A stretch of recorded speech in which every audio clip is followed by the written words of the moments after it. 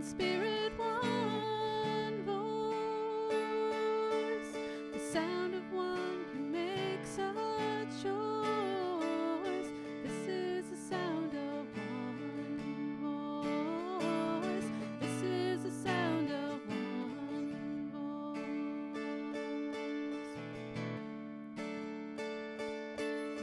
This is the sound of voices too.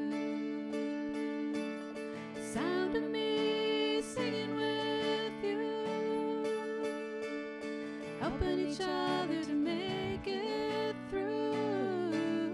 This is the sound of voices too. This is the sound of voices too.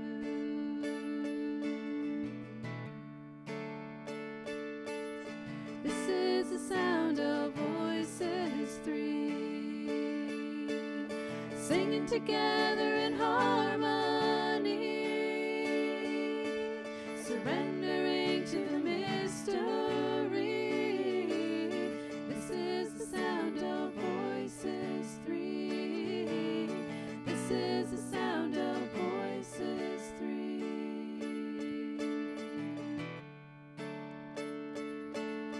This is the sound of all of us, singing with love and the will to trust. Leave the rest behind, it will turn to dust. This is the sound of all of us. This is the sound of all of us.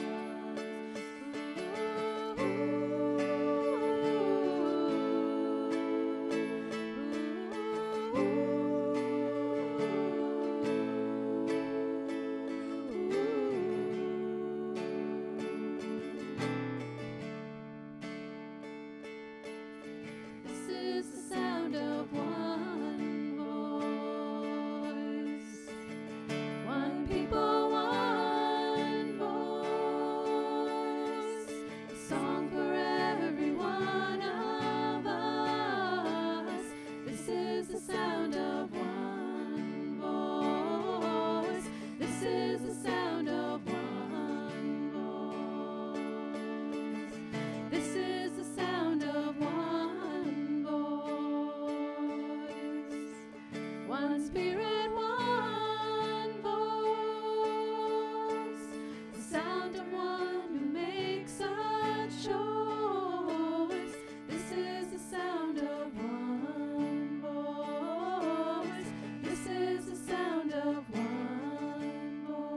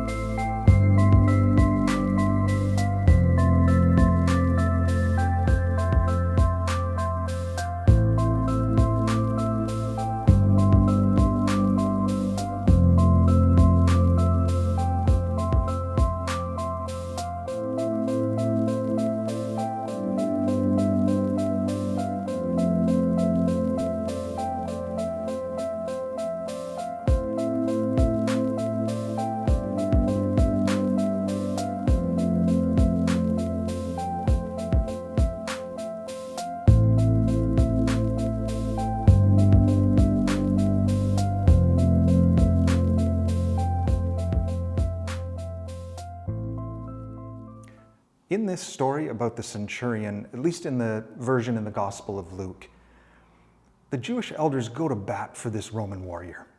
They tell Jesus he deserves to be helped because of all that he has done for us and for our community.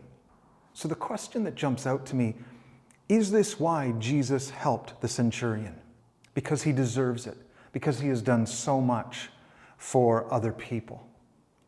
Now later on we read that there seems to be a connection with his great faith. Jesus says, "Behold, I haven't seen this great of faith, not even in Israel." Does Jesus help this man and heal his servant because of his great faith?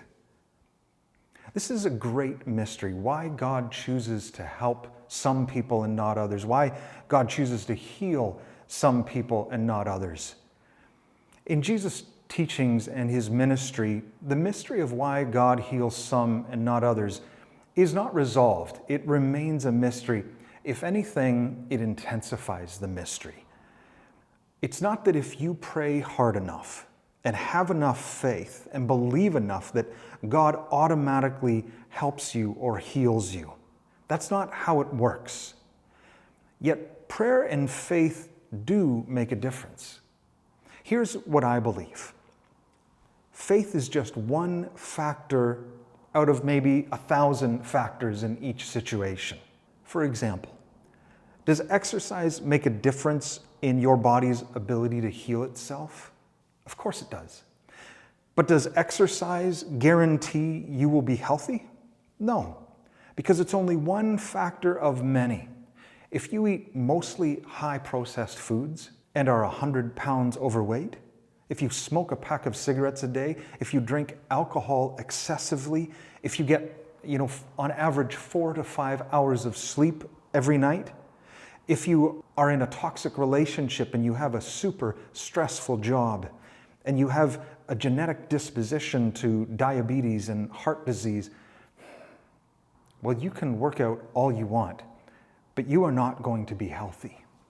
In almost every aspect of life, it's extremely rare for there only to be one factor involved in determining the outcome in that situation. For example, when I hear people say, if we could just fix this thing, then we could end racism. Or if we could just fix this one thing, we could end poverty or homelessness. Everything is exceedingly complex with a near infinite amount of interconnected factors. And so it is with faith and healing. If you think prayer and faith are the only factor in determining the outcome in a situation, I think you're being naive. Because there are a near infinite amount of factors in each situation.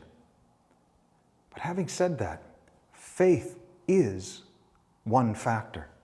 Prayer is one factor. Some people go the other extreme and they discount faith and prayer altogether.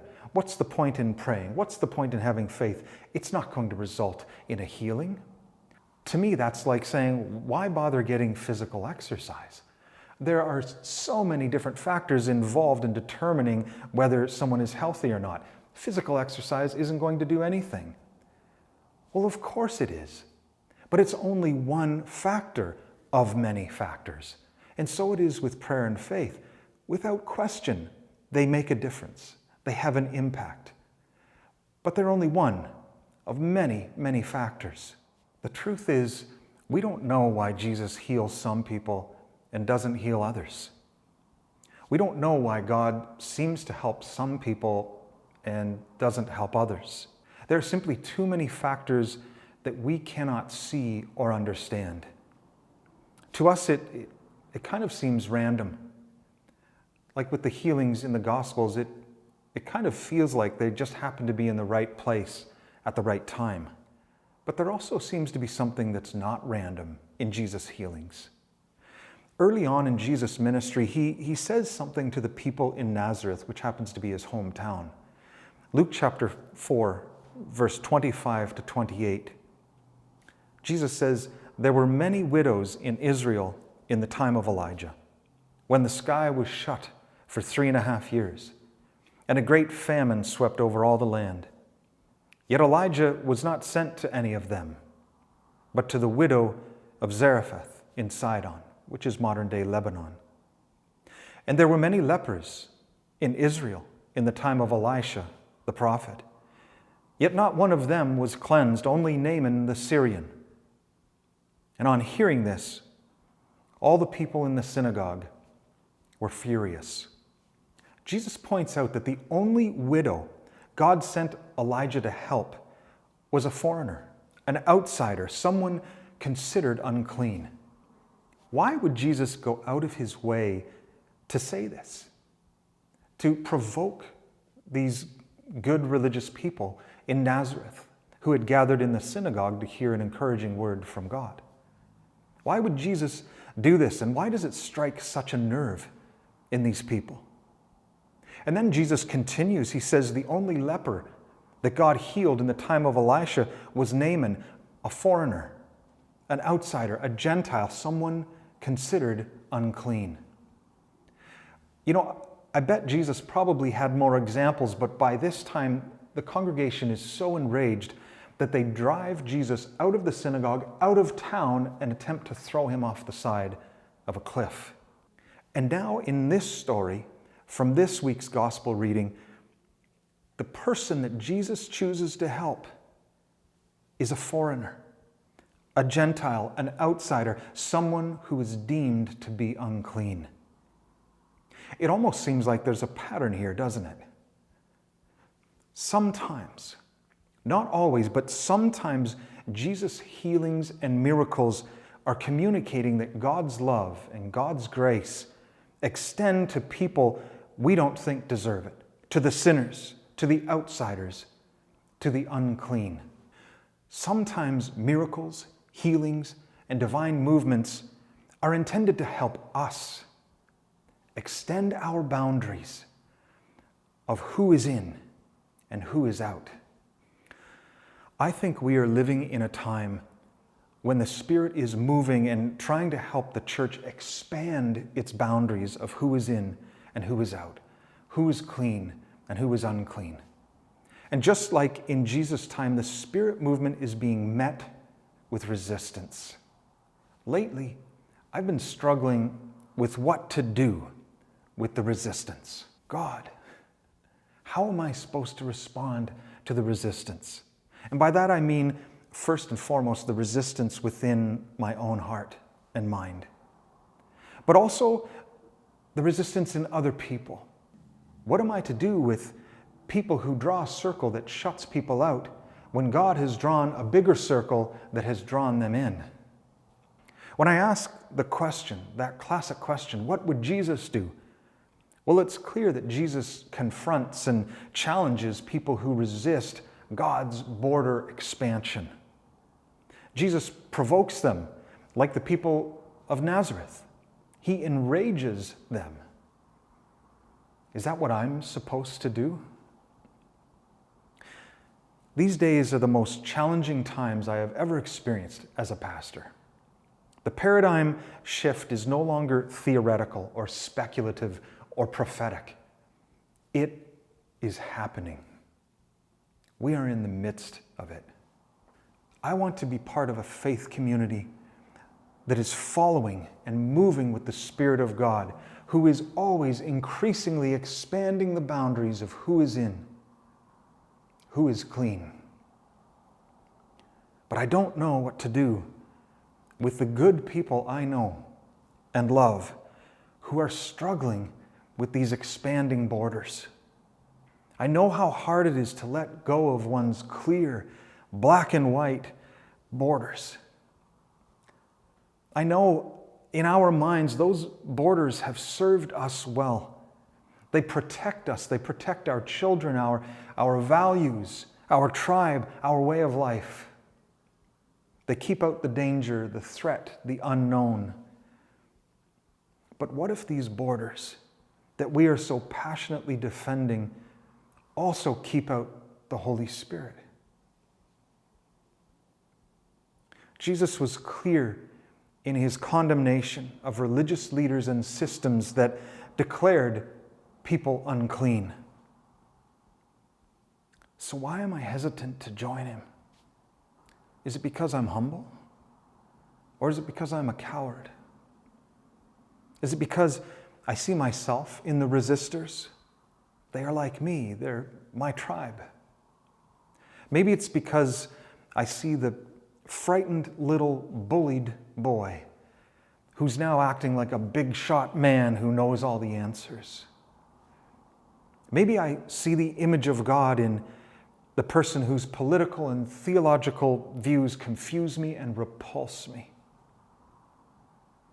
Or maybe I'm complicit in perpetuating the injustice and oppression by my inaction.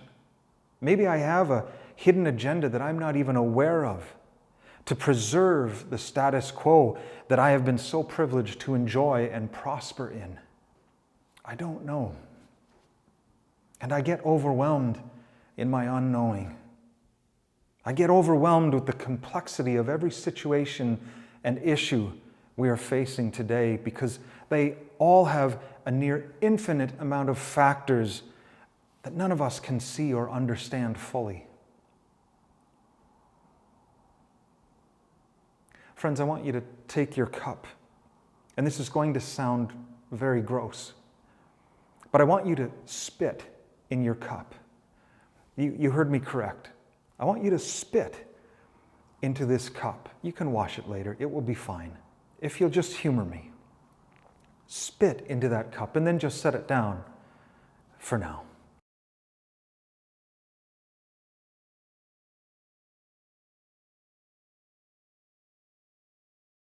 As we go through the Gospels, we see that Jesus is slowly and methodically demonstrating that the Gentiles, that's you and I, are clean. We are inside the circle of God's love and grace. God is expanding the boundary to include us.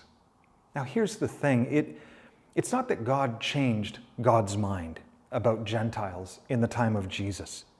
It's not that God used to view Gentiles as unclean, and now during Jesus' ministry, all of a sudden they are clean. What happens is God patiently works in the context of time and culture, incrementally revealing God's truth one step at a time, at a pace that can seem hardly noticeable to the naked human eye. When Jesus says, "Your kingdom come, God, your will be done on earth as it is in heaven," he's saying two things. First is there is a reality where God's intention of love, justice, peace, joy, harmony, beauty, oneness is already happening. But the second thing Jesus is saying, it's not happening fully here on earth. Not yet. That reality is only being made manifest on earth step by step, slowly but steadily throughout history, in the context of time and culture. Now we are in the midst of another major step, maybe several major steps in that manifestation of God's inclusive kingdom. And it's painful and disorienting to those of us who thought we already knew what God's will looked like. But the truth is, none of us really know what God's will on earth looks like because it's never existed here on earth, not fully, not yet. It is slowly unfolding. And most of humanity has resisted. Religion, the church, has resisted every step of the way. Prophets tend to see things before their time. When we look back over the past 50 to 100 years, what have our prophets been seeing and saying? Now, you can't think in terms of years with God's movement. We tend to over-exaggerate the significance of our own lifespan. It's pretty natural. I mean, it's all we know. But your lifetime, my lifetime, is just a small drop in the ocean, a ripple in the sand of the shore of history. You can't think in terms of years. God's movement happens and unfolds over centuries. So what boundary is God expanding for the church today? And by today, I mean, what boundary expansion have our prophets been seeing and predicting over the last 50 to 100 years? My fear is that God is blowing up boundaries altogether. Maybe there are no boundaries anymore. Maybe there is no clean and unclean. Maybe there is no in and out. Maybe there is no Christian and unchristian. Maybe we are seeing that divine life is so much deeper than all of those labels. It's about spirit. But why do I say this is something I fear? Because as a pastor, I know the hell this is going to break loose on and in the church. It's already happening. And frankly, I don't know if I really want to be a pastor through a time of such turmoil and chaos. I get exhausted just thinking about it. This week I recalled Gandalf's conversation with the little hobbit Frodo in The Lord of the Rings. Frodo doesn't want the daunting task of returning the ring, but Gandalf tells him these are unfortunately what the perilous times they live in demand. "I wish it need not have happened in my time," said Frodo. "So do I," said Gandalf, "and so do all who live to see such times. But that is not for them to decide. All we have to decide is what to do with the time that is given to us." These are strange, strange times we have been given on so many levels. But the question is, what do we do with these strange times we've been given? I don't know the answer to that question yet. What I do know is this: I want Jesus to teach me how to love. I want God to train me in the ways of spirit, to show me how to welcome in all who God has pronounced clean. I want to grow, and I want to help others grow. And I want to let others help me grow, no matter who they are.